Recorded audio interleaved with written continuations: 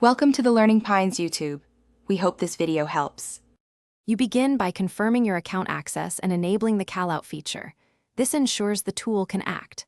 Once done, open the target item and select the exact text or UI element you want to annotate, then press the Callout button to start. Make sure to choose the Callout type, inline, sidebar, or floating, because that affects context and space.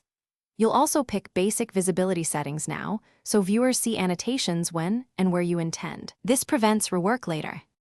You now compose the Callout content. A short headline and one or two clear sentences explaining the action, because concise text increases comprehension.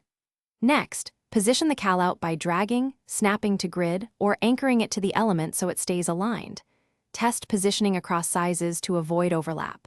Then add visual cues, icons, color, or a link, and choose a trigger such as hover, click, or timed reveal. This controls how users discover the Callout and supports. You finish by previewing the Callout in live mode and checking accessibility.